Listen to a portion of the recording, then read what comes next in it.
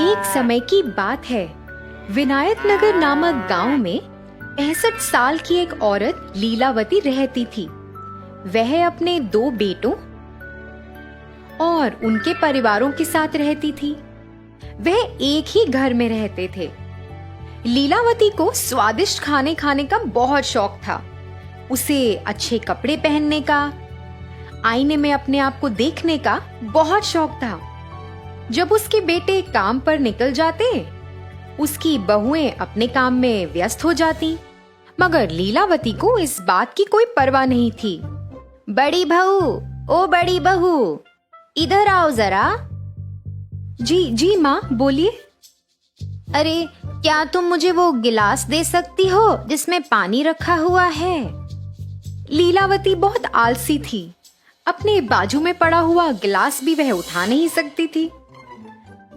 वह हर बार ऐसे ही करके किसी ना किसी को बुलाती और उन्हें परेशान करती। उसकी बहुएं उसका कहना तो मान लेती थी, मगर वह भी बहुत परेशान रहती थी, क्योंकि उसे खाने का बहुत शौक था। जब अच्छा पकवान पकता था तो वह खुद रसोई घर में जाकर देखना चाहती थी कि क्या पक रहा है। अरे बहू, सुनो, तुम क्या पका रही हो? खुशबू तो बहुत अच्छी आ रही है। फिर जब लीलावती की बहुओं ने खाना बना लिया तो वह इंतजार करती थी कि वह रसोई से बाहर कब आएंगी। वह रसोई में जाकर सभी पकवान देखती थी, एक एक करके उन्हें सूंघती थी और फिर कटोरी में सामान भरकर चुपचाप अपने कमरे में चली जाती थी। भोजन के समय बहुएं पहले सबको खाना परोसती थी, मगर जब उनकी बारी आती तो खाना कम पड़ जाता था। उन्हें पता ही नहीं था कि खाना कम कैसे पड़ जाता है।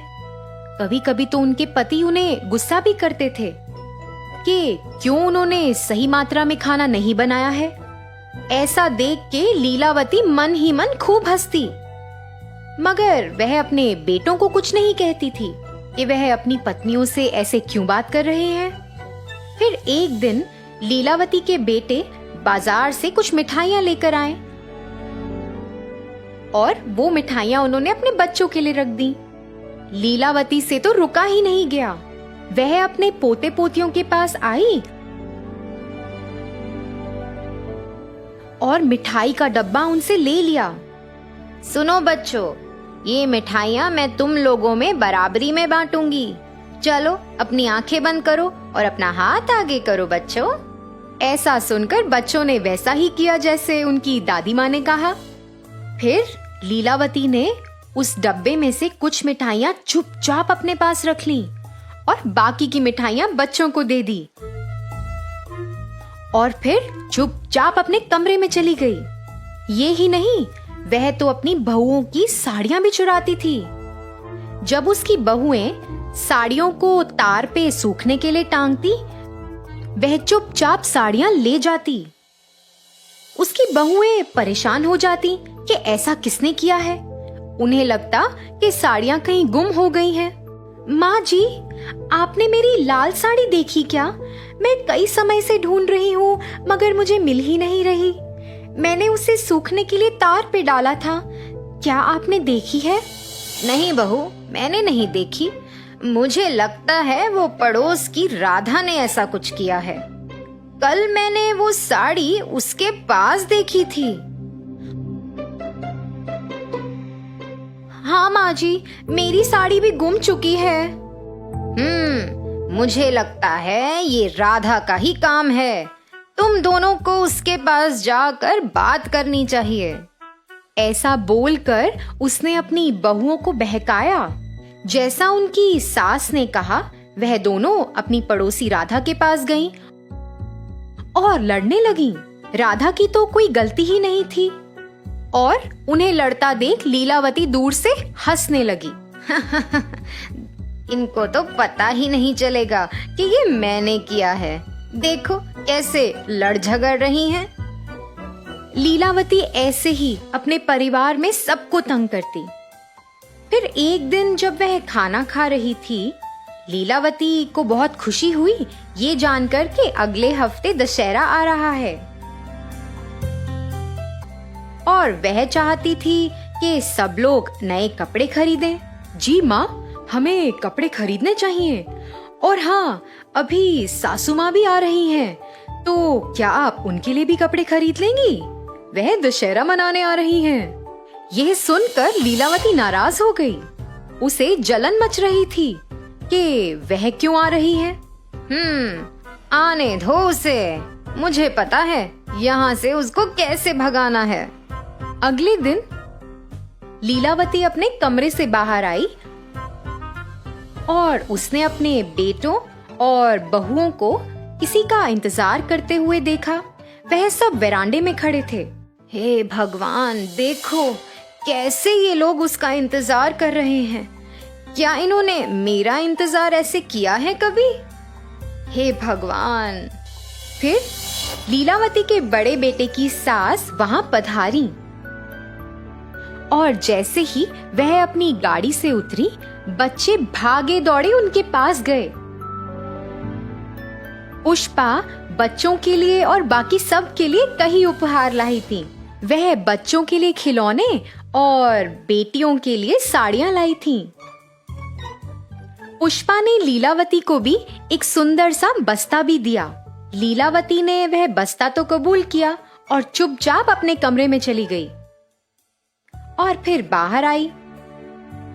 बाहर आकर उसे स्वादिष्ट खाने की सुगंध आई, तो वह सोचने लगी कि बहुत कुछ बना है, मगर उसे जलन भी मच रही थी।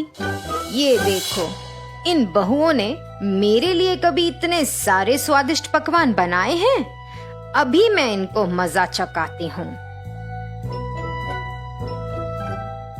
फिर ऐसा सोचते हुए वह इंतजार करने लगी कि कब उसकी बहुएं रसोई से बाहर आएं।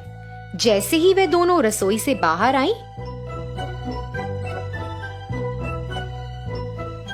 चुपचाप लीलावती रसोई घर में चली गई और पकवान में उसने खूब सारी मिर्च डाल दी। फिर जैसे ही सबने खाना शुरू किया, सब लोगों से खाया ही नहीं गया। सबको खूब मिर्च लग रही थी। सब तो पानी के लिए तड़पने लगे, मगर लीलावती ने तो खाने को छुआ तक नहीं था।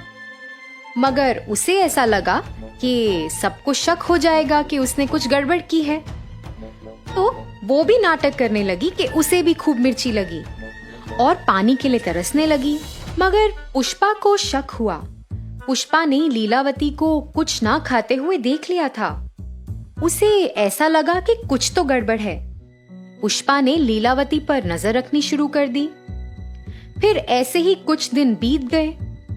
पुष्पा ने ऐसा देखा कि लीलावती बच्चों से मिठाइयां चुराती है और अपनी बहुओं की साड़ियां चुरा कर उस बस्ते में रखती है।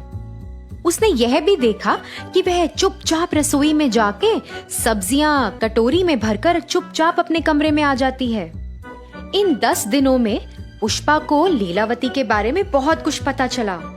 फिर एक दिन जब सब लोग घर पर थे, पुष्पा ने सोचा कि ये सही वक्त है कि उसे सबको बताना चाहिए कि इस घर में क्या चल रहा है।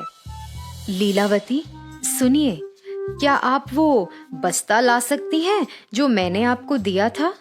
मैं आपको वापस लौटा दूंगी। फिर ऐसा कहकर पुष्पा झट लीलावती के कमरे में गई। लीलावती तो पुष्पा से पहले जाने की कोशिश कर रही थी, मगर असफल रही। पुष्पा ने वो बस्ता खोला और सब लोग उसके अंदर देखकर हैरान रह गए। उसमें कई प्रकार की मिठाइयाँ, बहुओं की साड़ियाँ, आईना और पैसे थे। वह ये सब अपने परिवार वालों से चुराती थी। लीलावती, तुम्हारे बेटे, तुम्हारे बहुएं और तुम्हारे पोता और पोती, ये तुम्हारा परिवार है। ये किसी और के नहीं है। ये तुम्हारा परिवार है लीलावती। तुम्हें क्या लगता है कि ये सही कार्य है जो तुम इतने दिनों से कर रही हो? माँ, आप ऐसा क्यों कर रही थी? इसी कारण से बच्चे हमेशा आपसे परेशान रहते थे। माँ, आपको नहीं लगता कि जब हम काम से घर आते हैं तो हम थके हुए होते हैं? और आपको ऐसा करने की क्या जरूरत थी माँ? आप सबके साथ खुशी खुशी रह सकती हैं। आपने सबको कितना परेशान किया है माँ। माँ जी, आपने ही हमें राधा के बारे में बताया था। वो मेरी कितनी अच्छी दोस्त थी। आपके झूठ की वजह से अब मेरी दोस्ती भी उससे टूट गई है। माँ जी, हमने आपका बहुत ख्याल रखा। आप ऐसा कैसे कर सकती हैं हमारे साथ? लीलावती को अपने से कम उम्र के लोगों को ऐसा कहते हुए बहुत बुरा लगा। ज्यादा बुरा इसलिए लगा कि वह उसके खुद के परिवार वाले थे। उसे एहसास हुआ कि वह कितना गलत कर रही थी और उसने सबसे माफी भी मांगी। उस दिन से लीलावती अपने बच्चों का अच्छे से ख्याल रखती थी। वह अपनी बहुओं का भी खूब ख्याल रखती थी।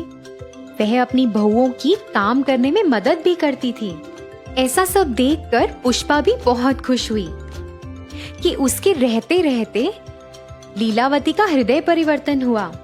तो बच्चों, इस कहानी से हमें ये सीख मिलती है कि हमें अपने पास मौजूद जिंदगी से संतुष्ट रहना चाहिए। उम्र के साथ हमें अपना व्यवहार भी बदलना चाहिए।